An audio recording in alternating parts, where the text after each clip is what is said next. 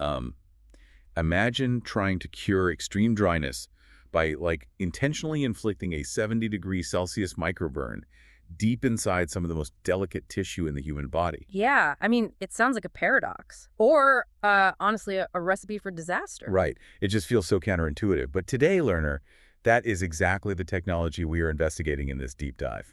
And the premise really challenges our basic instincts about how healing works. Because we usually think of tissue repair as something requiring gentle care. Not high-intensity thermal injury. Exactly, not cooking the tissue. But, you handed us this stack of medical sources today that are just entirely focused on this concept, and you gave us a very specific mission. We need to figure out if automated micro-focused ultrasound treatments, what the literature calls MFU or HIFU, can safely reach the deep lamina propria layers. Right, the layers of the vaginal wall, to induce collagen synthesis for moisture retention. Yeah, and synthesizing this stack of research requires navigating some incredibly muddy waters, to be honest. Oh, absolutely. I mean, the contradiction in your sources is massive. On one side, we have these glossy brochures from aesthetic clinics, right? Yeah, and certain dermatological studies, too. Right, and they are touting high-intensity focused ultrasound and MFUV, the one with visualization, as this genuine science fiction magic wand. Like it just reverses aging without a single cut. Exactly. Yeah. But then you look at the other side of the table. Yeah, the strict clinical guidelines from urogynecologic societies. And the really unambiguous safety warnings from the US FDA, as well as MedSafe. Right. They are painting a very different, much more cautionary picture. Yeah. And, as someone who gets excited by the sci-fi nature of new medical tech, my first instinct reading those clinic claims is, like, we found the holy grail of tissue regeneration. It's tempting to think that, Yeah. but we really have to ground this conversation in biological reality. Yeah, so to really answer your question today, learner, we have to start at the very beginning. Because before we can understand how shooting sound waves into tissue might fix a loss of moisture, we need to establish what's happening to the tissue in the first place. Right. What's causing the problem? Exactly. We have to look at the root cause, which brings us to a condition known as the genitourinary syndrome of menopause, or GSM. GSM, okay. And the central protagonist in this story is estrogen, right? It is. Estrogen is the hormone responsible for supporting, well, tissue thickness, elasticity, local blood flow. Basically, the overall protective environment of the vaginal canal. Right. And when a woman enters menopause, those estrogen levels drop off a cliff. And when the estrogen drops, the tissues suffer dramatically. Like, one statistic in the sources absolutely floored me. The collagen loss. Yes. It noted that women can experience a loss of up to 30% of their collagen in just the initial 5 years after menopause. It's wild. A third of the structural integrity just gone in half a decade. I mean, that is a profound structural collapse. It really is. And to understand why that massive collagen deficit causes symptoms like severe dryness, thinning, pain during intimacy, we need to map out the anatomy. Okay, let's do it. Based on the ultrasound studies we reviewed, the vaginal wall is composed of 4 main layers. So if we are losing a third of our collagen, where is it actually disappearing from? I mean, is it peeling off the top surface, or is it, like, hollowing out the middle? It's primarily hollowing out the middle. So you have the outermost layer, which is the epithelium. Okay. Beneath that is the lamina propria. Deeper still is the muscularis, the muscle layer. Right. And finally, the adventitia, which is the deepest connective tissue. And the majority of the wall's thickness is made up of that connective tissue. Specifically the lamina propria and the muscularis. Exactly. So when the estrogen supply dries up, the collagen network inside that lamina propria just rapidly degrades. Okay, let's use an analogy here because lamina propria can sound a bit abstract. That's a good idea. We need to visualize this structural collapse. So let's compare the vaginal wall to a mattress. Okay, I like where this is going. The epithelium, that top surface layer, is the bedsheet. But the lamina propria, that is the springs and the stuffing of the mattress. Right, it's what gives the tissue its bounce, its structure, its volume. Yeah, and that visual translates perfectly to the histology. Because the lamina propria provides the mechanical support for everything resting above it. So when the estrogen leaves the system, it's like the springs rust and, like, 30% of the stuffing just evaporates. The mattress goes completely flat. It loses all its cushioning. And what blew my mind reading through the research is that doctors aren't just guessing that this mattress is flattening out, based on patient complaints. No, they can measure the deflation objectively. They absolutely can.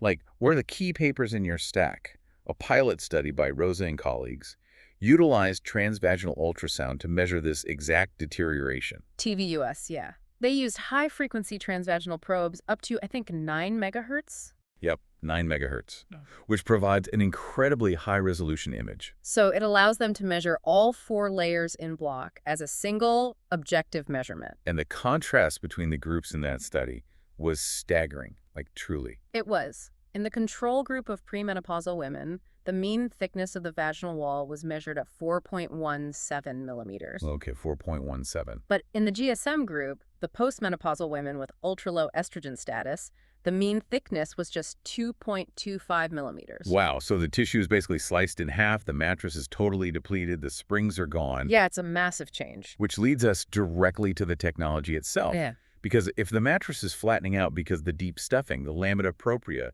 is deteriorating. How on earth does shooting sound waves at it plump it back up? Exactly. We need to look at how microfocused ultrasound physically reaches that deep layer without destroying the bedsheet on top. Right. And historically, the medical field relied on energy-based devices like ablative lasers for this to trigger tissue regeneration. But we need to distinguish MFU from those older technologies, right? We do.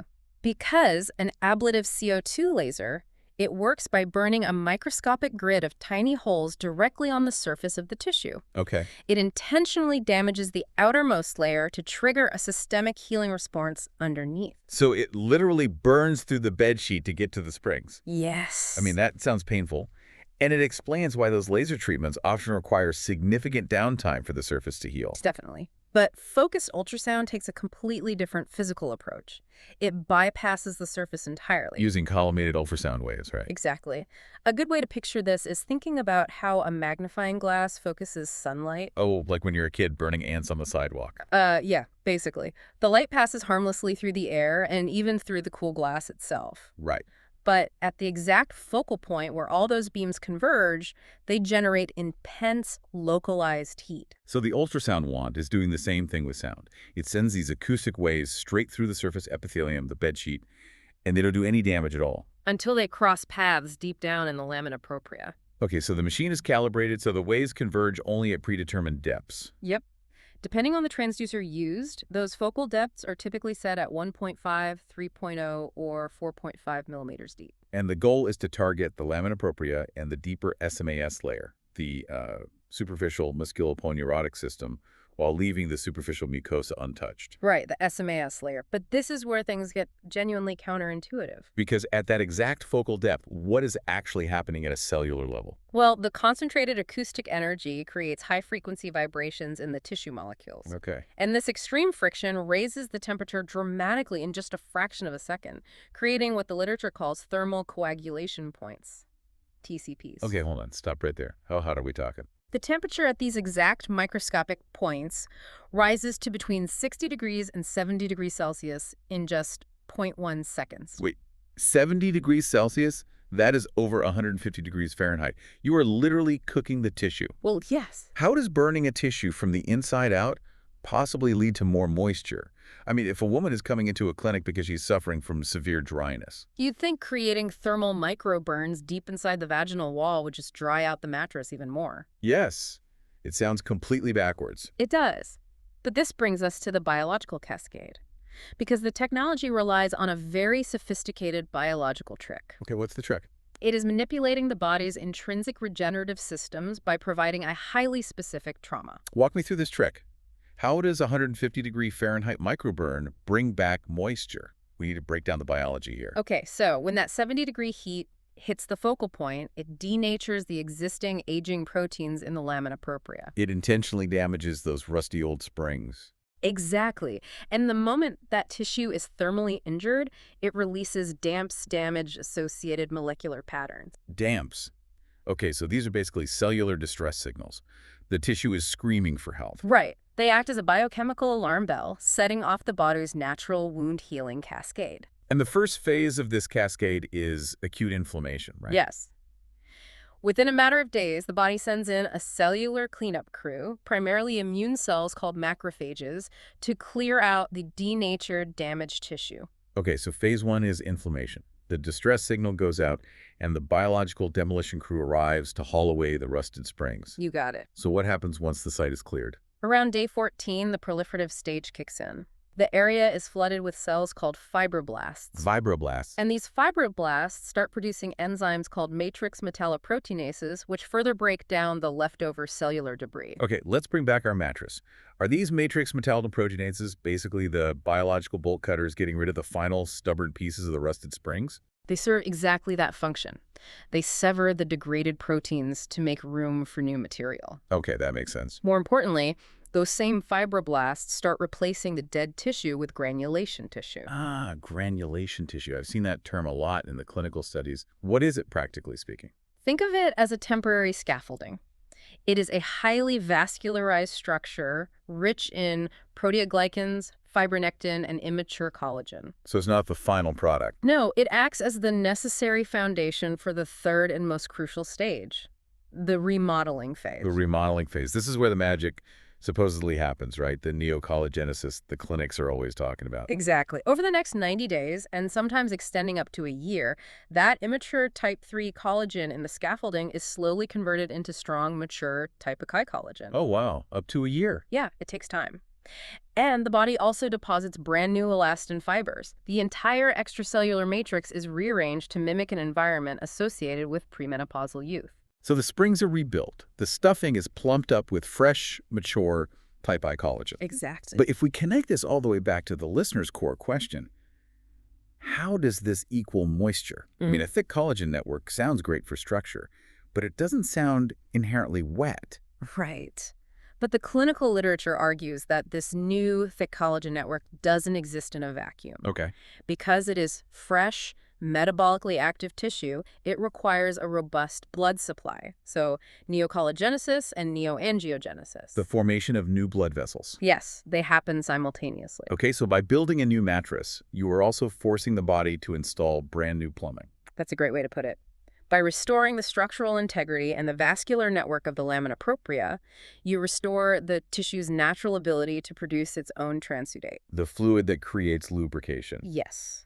You are fixing the underlying machinery that generates the moisture rather than just applying a topical fix. Man, if we stop the deep dive right here, it sounds like a miracle cure. It really does. I mean, technologically, the machine can definitely bypass the surface to reach the exact depth of lamina propria. Yeah. And biologically, the intense heat does trigger a wound-healing cascade that rebuilds collagen, which theoretically restores the blood flow needed to retain moisture. It presents a very compelling theoretical case, absolutely. But we cannot stop here, because the second half of your mission, learner, asks if this can be done safely. And this is where we hit that massive divide in our source stack. We have to bridge the gap between aesthetic marketing and regulatory reality. Right, this is the reality check portion of the show. Definitely. Let's examine the clinic claims first, just to set the baseline of what patients are actually hearing. Okay. If you read the brochures from aesthetic centers, Yeah. they market MFU vaginal treatments as completely safe. Like, they use words like non-invasive, painless, bloodless, zero downtime. Right. Get the procedure on your lunch break and resume normal activities immediately. Exactly. And they also heavily rely on marketing the technology as FDA approved, which creates a really strong halo of assumed safety. But this is such a crucial distinction we uncovered in the sources. Yeah, because when you see FDA approved next to an ultrasound device in a cosmetic clinic, what is it actually approved for? Usually, the specific device in question has received FDA clearance for non-invasive lifts of the eyebrow, the neck, or the submental area under the chin. Right. And in other medical contexts, transcutaneous high-intensity focused ultrasound is approved for ablating uterine fibroids. Fibroids and facelifts, not vaginal rejuvenation. No, and the FDA has been incredibly proactive about clarifying this distinction. They issued a stark public safety communication specifically warning against the use of energy-based devices, including both lasers and ultrasound for vaginal rejuvenation procedures. Yeah, the warning in your source stack is intense. The FDA states outright that the safety and effectiveness of these devices for treating vaginal symptoms related to menopause, urinary incontinence, or sexual function have simply not been established. And they detail severe, life-altering risks. We are not talking about mild temporary discomfort here. No, the FDA warns of vaginal burns, severe scarring, pain during intercourse, and recurring chronic pain resulting directly from these procedures. Okay, I have to act as the voice of the critical listener here. Go for it. Because a few minutes ago, we established the core physics of this technology. It uses collimated waves to bypass the surface entirely. Right. The 70-degree heat doesn't generate until it hits that deep focal point. Oh. So if the machine is designed to leave the surface untouched, how are women getting severe burns and scarring? It's a great question. Is the machine malfunctioning, or is the human body just too unpredictable? This raises the most important question about the difference between theoretical physics and applied human anatomy. Okay. Think about where this technology was originally designed to work: the face and the neck. Right. When MFU is used on the jawline, it is passing through epidermal and dermal layers that are relatively thick, robust, and designed to interact with the harsh outside world. The skin on your face is tough. It has a lot of padding. Exactly. Hmm. But the vaginal wall is not skin. It is a mucosal tissue. It is incredibly delicate, highly vascular, and richly innervated. So the margin for error is microscopically thin to begin with. Yes.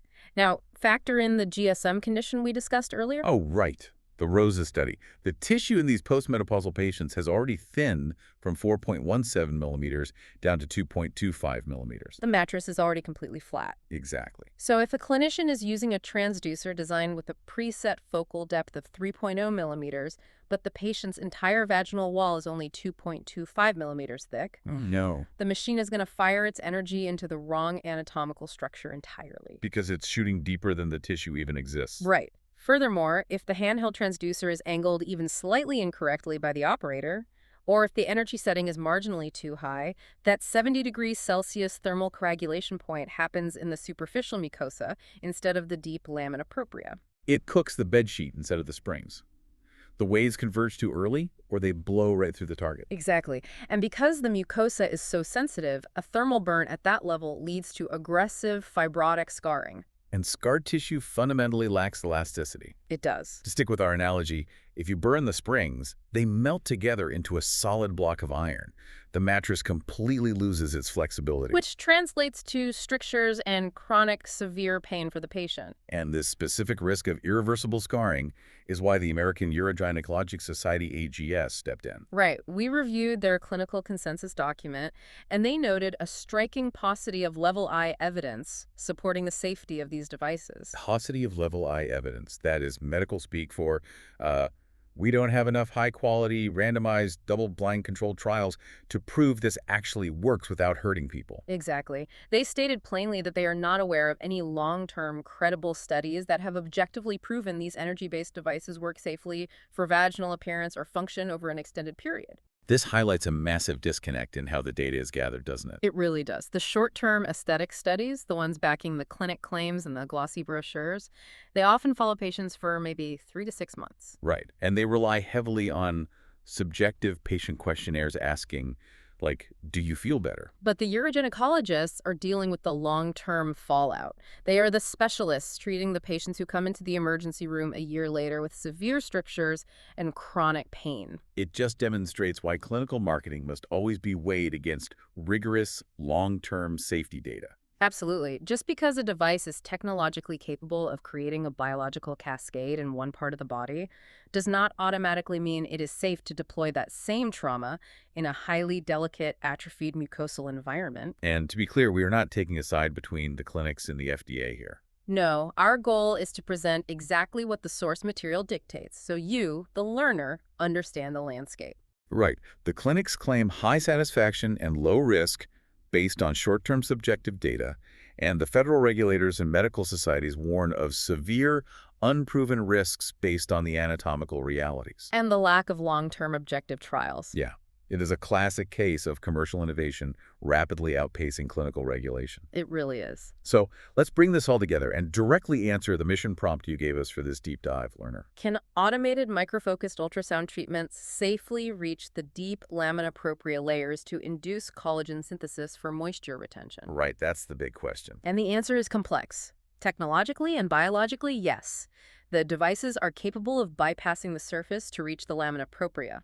And the 70-degree thermal injury they cause does induce a macrophage and fibroblast wound healing cascade that results in neocollagenesis. Right. Theoretically, this new collagen matrix improves blood flow and aids in moisture retention. So the mechanism is sound, but the safety is where the friction lies. Exactly. Whether it can induce that synthesis safely is highly contested. Because aesthetic clinics market the procedure as a painless, risk-free miracle. But the U.S. FDA and urogynecologic experts explicitly warn against it, citing severe risks like burns, scarring, and chronic pain due to a severe lack of long-term, high-quality evidence. It is a profound risk-reward calculation where the true long-term risks are still being mapped out by the medical community. AR. But before we wrap up, I want to leave you with a provocative thought that builds on everything we've unpacked today. Oh, what's on your mind? Well, we talked a lot about the specific acronym MFU-V microfocused ultrasound with visualization. Right. Right now, the visualization aspect is basically a standard ultrasound screen that helps a human operator try to see the tissue layers and manually decide where to fire the energy. Which leaves room for human error. Exactly. But as artificial intelligence and imaging tech continue to evolve at lightning speed, it makes you wonder. Will we eventually see fully automated systems that can dynamically adjust the depth and temperature pixel by pixel in real time? Yes.